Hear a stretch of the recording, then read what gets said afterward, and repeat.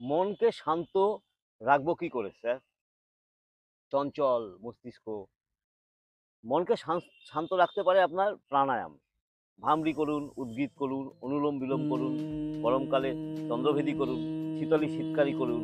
আপনি প্রাণ বায়ু নিয়ে চিন্তা ভাবনা করছেন, আপনার সময় দেওয়া প্রয়োজন।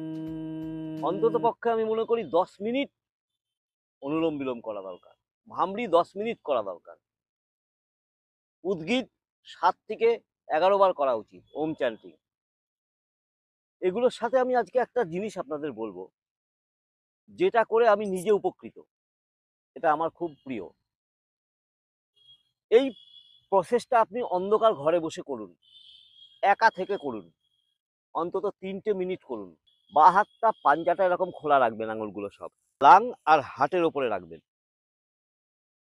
আর ডান হাতটা ঠিক ব্রহ্মতালুতে রাখবেন। ঠিক এই জায়গাটা আপনার মাথার ওপরটায়, ঠিক এই জায়গাটায় রাখবেন, বা হাতটা এখানে রাখবেন খুলে। ইনহেল যে করবেন সেটা ইনঅ্যাক্টিভ থাকবে, এরকম না, এরকম না, জাস্ট নর্মাল ইনহেল।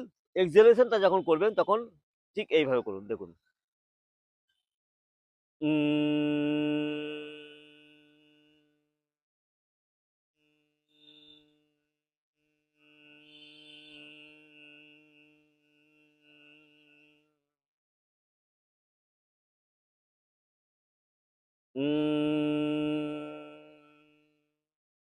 জাস্ট এইভাবে করে যান, 1 মিনিট থেকে শুরু করে 3 মিনিট 5 মিনিট করে যান। আপনার মধ্যে ভাইব্রেশন তৈরি হবে, আপনার মাথায় ভাইব্রেশন তৈরি হবে, ব্রেন সেলগুলো, আপনার হার্ট, আপনার লাং ভাইব্রেশন হবে, আপনার মনটা শান্ত শীতল হয়ে যাবে।